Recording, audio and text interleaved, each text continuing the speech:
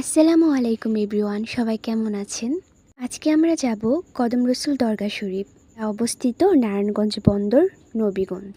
আমরা পিছনের গেট দিয়ে উঠছিলাম, আর উপরে অনেক সুন্দর বড় একটা মসজিদ আছে নামাজ পড়ার জন্য। আর এখানে উজু করার জন্য খুব ভালো একটা জায়গা আছে। আর এখানে প্রতি বছরই মেলা হয়। কদম রসুল মাজারের ঠিক নিচে এই মেলাটি হয়ে থাকে। আর আমরা এখন ঠিক দরগার উপরে উঠে দাঁড়িয়ে আছি, আর এখানে অনেকগুলো দোকান ছিল। আর এখান থেকে আমরা কিছু মোমবাতি আর আগরবাতি কিনে নিলাম। কদম রসুল দরগায় মহানবী হযরত মুহাম্মদ সাল্লাল্লাহু আলাইহি সাল্লামের কদম মোবারকের চিহ্ন সংবলিত একটি পাথর আছে, আর এই জন্যই দরগার নামকরণ করা হয়েছে কদম রসুল দরগা। দরগার আশেপাশে অনেকগুলো কবর ও মাজার শরীফ আছে। ১৬ শতকের শেষের দিকে মাসুম খাঁ কাবলুই নামে একজন সম্ভ্রান্ত ব্যক্তি রাজা ছিলেন। তিনি ঈসা খাঁর বন্ধুও ছিলেন। তিনি ১৫৮০ খ্রিস্টাব্দে আরব গঠিত রেকর্ড থেকে বহু অর্থের বিনিময়ে এই মহামূল্যবান পাথরটি কিনে নেন এবং এই স্থানে প্রতিষ্ঠা করেন। প্রতি বছরই এই দরগার নিচে ঈদে মিলাদুন্নবীর দিন শুরু হয়ে থাকে ১ মাস পর্যন্ত এই মেলা। আর আপনারা অনেকেই জানেন আমি নারায়ণগঞ্জে থাকি, আর প্রতি বছর মেলা হলেও আমি এই বছর প্রথমে আসলাম এই মেলাতে। এই মেলাটা অনেক বড়। আপনারা যারা ভাবছেন যে মেলাতে এসে ঘুরে যাবেন, তারা এসে যেতে পারেন, কারণ এই মেলাটা আরও অনেক দিন থাকবে।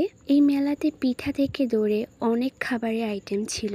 মেলার দুপাশেই রাস্তা ছিল, আর দুপাশে অনেক স্টল বসেছিল খাবারের। খাবার বললে ভুল হবে, কারণ এই মেলাতে অনেক কিছুর স্টল ছিল।